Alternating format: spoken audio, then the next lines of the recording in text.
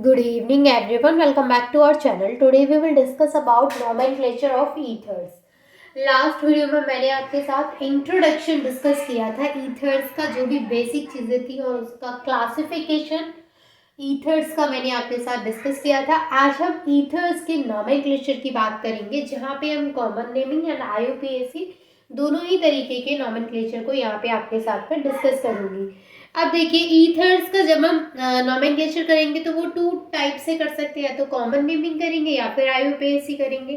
तो इधर मैं आपको बताऊंगी कॉमन नेमिंग और इधर मैं आपको बताऊंगी IUPAC। तो यहाँ पे हम सीखेंगे common nomenclature, common naming of ether, and यहाँ पे IUPAC naming of ether. Okay, चलिए, तो यहाँ पे हम ना सेम एग्जांपल्स लेंगे।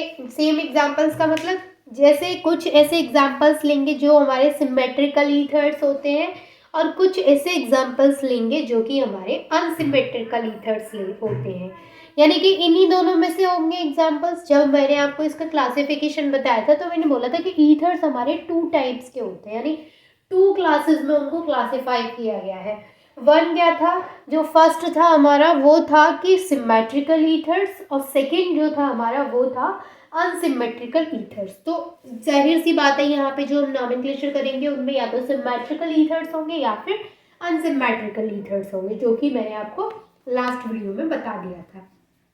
अब ये सबसे पहले हम बात करते हैं कॉमन नॉमेनक्लेचर की। तो देखिए, जब भी हम कॉमन नॉमेनक्लेचर की बात करते हैं, जो कॉमन सिस्टम होता है उसमें क्या होता है कि जब हम ईथर का नेमिंग करते हैं तो हम अल्काइल ग्रुप के बेस पे करते हैं और अल्फाबेटिकली ऑर्डर में करते हैं। किस तरीके से? क्योंकि ऐसे समझ में नहीं आती चीज़ें जब तक हम उनको प्रैक्टिकली देखते नहीं हैं। तो यहाँ पे जैसे हमने एग्जाम्पल लिया CH3O CS3, ये हो गया हमारा ईथर।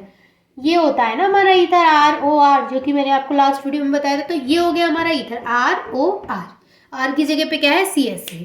तो अभी इसका हमें कॉमन नॉमेनक्लेचर करना है। तो कॉमन नेमिंग में हम क्या करेंगे, जब भी कॉमन नेमिंग करेंगे वहां पे, अब देखिए यहाँ पे दोनों साइड हमारा सेम ग्रुप है। सेम ग्रुप है तो हम इसको बोलेंगे मिथाइल है दोनों साइड।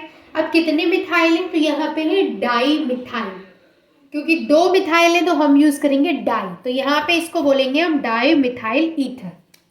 इसको क्या बोलेंगे हम? Di methyl ether. लेकिन मान के चलिए अगर आपके पास ऐसा एग्जाम्पल है CH3O C2H5, अब ये तो अलग एग्जाम्पल है, इसमें एक मिथाइल है और एक इथाइल है। तो अब हम मिथाइल को पहले लिखेंगे या इथाइल को पहले लिखेंगे? अब यहाँ पर देखिए, जो ये वाला एग्जाम्पल है इसमें हम किस तरीके से लिखेंगे। तो इसमें जो इसका सिस्टम होता है वो ये होता है कि हम अल्फाबेटिकली लिखते हैं। जैसे यहाँ पे मिथाइल है और इथाइल है, देन वी विल चेक कि अल्फाबेट में जो सबसे पहले आ रहा है उसको हम पहले लिखेंगे। ठीक है, if we talk about methyl, then methyl starts from M। Ethyl की बात करें तो इथाइल स्टार्ट होता है E से। तो अल्फाबेट्स में E पहले आता है, that's why we will write ethyl methyl ether. क्योंकि अल्फाबेट्स में E पहले आएगा तो हम यहाँ पे इथाइल लिखेंगे, then methyl and then ether. तो ये हो गया हमारा एग्जाम्पल इथाइल मिथाइल ईथर। समझ में आया? इसके अलावा देखिए एक और चीज होती है कि अगर हम इसको जैसे ये है हमारे पास डाई मिथाइल ईथर, इसमें दोनों सेम है तो हम इसको ऐसे भी लिख सकते हैं methyl ether. In general methyl ether का मतलब होता है वहां पे डाई मिथाइल ईथर से, क्योंकि एक मिथाइल तो ईथर का फॉर्मेशन नहीं करेगा, क्योंकि ईथर का फॉर्मेशन कैसे हो सकता है जब दो R होंगे। अभी मैंने बोला R, सिर्फ मैंने बोला मिथाइल और फिर O, एक मिथाइल और सिर्फ ऑक्सीजन है, तो वो ईथर नहीं बनाएगा, क्योंकि ईथर के लिए हमें क्या चाहिए? कम से कम दो मिथाइल। या फिर मान के चलिए एक मिथाइल ग्रुप है तो दूसरा कोई और अल्काइल ग्रुप होना चाहिए, राइट। बट ऐसा नहीं चलेगा कि सिर्फ CH3O है, ये वाला CH3 हटा दिया, अब ये जो है वो हमारा ईथर है। No, it's not ether. तो यहाँ पे हम इसको मिथाइल ईथर भी बोल सकते हैं, क्योंकि मिथाइल ईथर जो है वो भी क्या होता है? डाईमिथाइल ईथर होता है, उसका मतलब भी डाईमिथाइल ईथर होता है। ठीक है, तो ये हो गया हमारा कॉमन नेमिंग यहाँ तक। इसके अलावा मैं आपको और कॉमन नेमिंग के एग्जांपल्स कराती हूँ, क्योंकि जितने ज़्यादा आप एग्जांपल्स करेंगे उतनी अच्छी प्रैक्टिस आपकी हो जाएगी, राइट। तो चलिए अब हम यहाँ पे एक और एग्जांपल लेते हैं, जिसमें हम लेते हैं यहाँ CH3O यहाँ पे लेते हैं CH2 CH2 CS3। अब देखिए यहाँ पे एक तरफ तो हमारा मिथाइल ग्रुप है और दूसरी तरफ हमारा प्रोपाइल ग्रुप है। तो इन दिस केस हम इसको कैसे लिखेंगे, यहाँ पे मिथाइल M से स्टार्ट हो रहा है एंड प्रोपाइल P से स्टार्ट हो रहा है। अब आप यहाँ पे बताइए M पहले आता है कि P पहले आता है? जाहिर सी बात है M पहले आता है। हम इसको स्टार्ट करेंगे मिथाइल से, तो हम इसको क्या लिखेंगे, methyl methyl and propyl ether. समझ में आ गया? इसी तरीके से हम इसको लिखेंगे।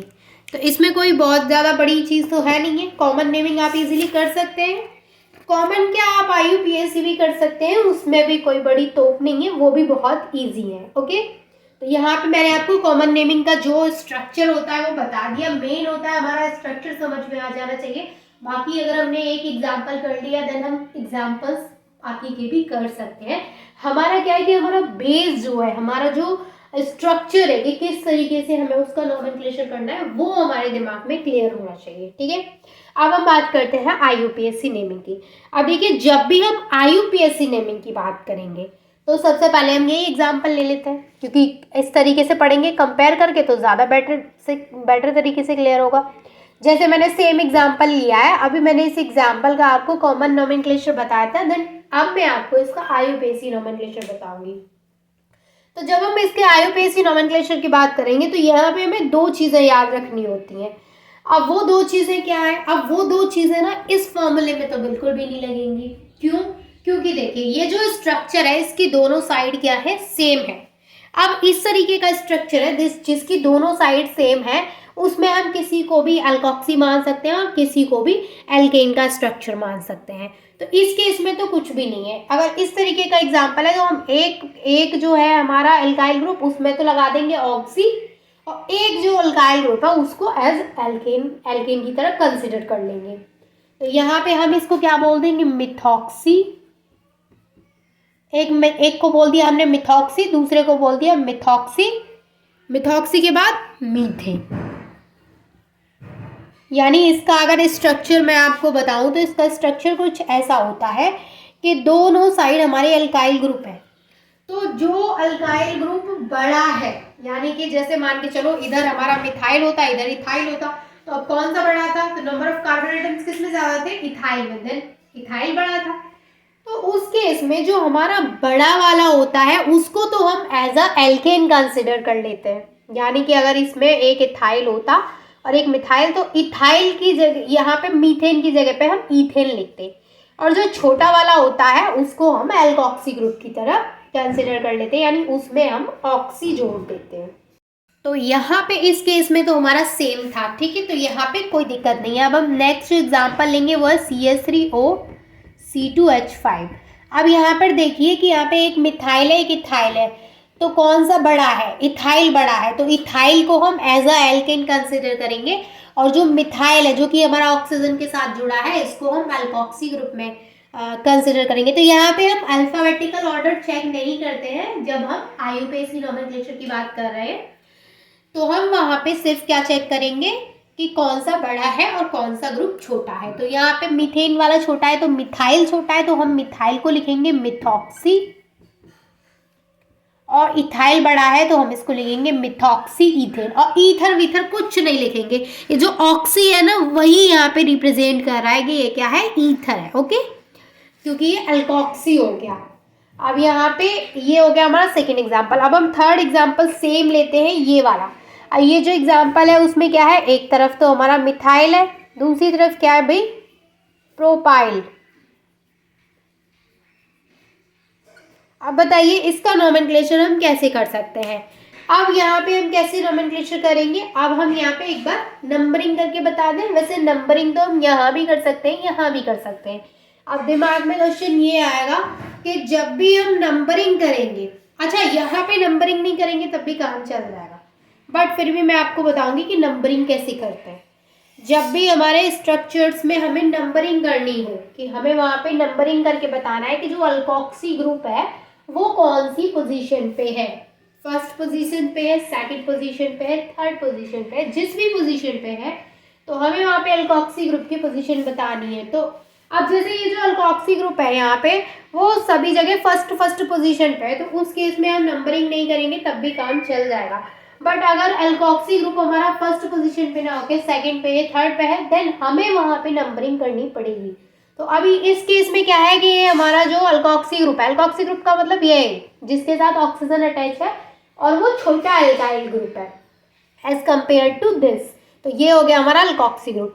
तो यहाँ पे इस केस में हम नंबरिंग नहीं करेंगे तो भी काम चल जाएगा क्योंकि फर्स्ट पोजीशन पे अल्कोक्सी ग्रुप है। लेकिन फिर भी नंबरिंग का जो प्रोसेस होता है, नंबरिंग कहाँ से स्टार्ट करते हैं, तो व्हेनेवर वी स्टार्ट नंबरिंग तो हम उस कार्बन से नंबरिंग स्टार्ट करेंगे जिस कार्बन से हमारा जो अल्कोक्सी ग्रुप है वो नज़दीक पड़ रहा हो।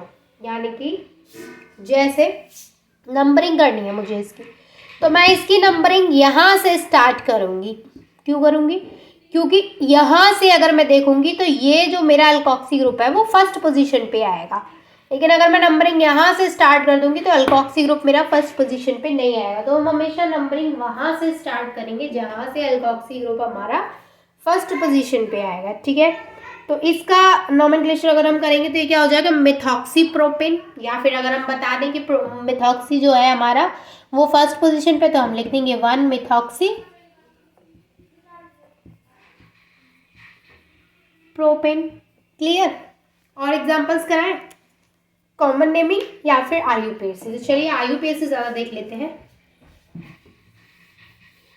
मैंने जितने भी एग्जाम्पल्स कराए हैं आप उनको नोट कर लीजिएगा। अभी हम आईयूपीएसी की बात करेंगे तो और एग्जाम्पल्स देखते हैं यहाँ पे आईयूपीएसी के।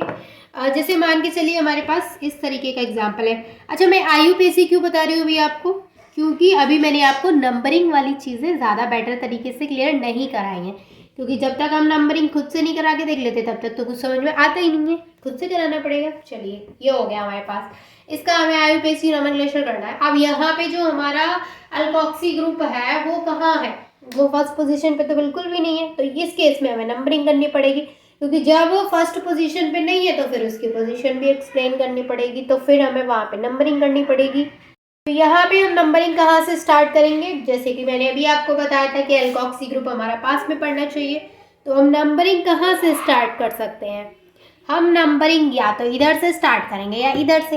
अब हम किधर से भी स्टार्ट कर लें, ये वाला कार्बन तो सेकंड पोजीशन पे ही आ रहा है कि नहीं, तो 1 2 इधर से करूँगी तो 1 2, ये हो गया 3।